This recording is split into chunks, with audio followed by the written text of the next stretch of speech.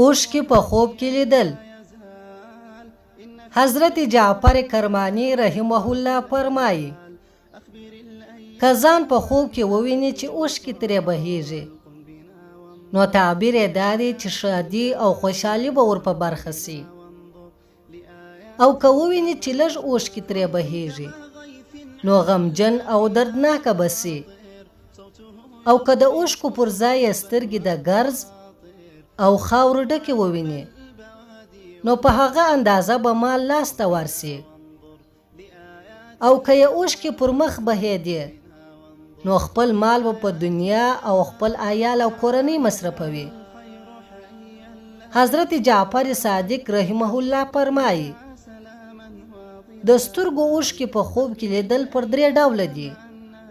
اول واده، دوهم غم او فکر مصیبت، او دریم د الله جل جلاله نعمتونه دي.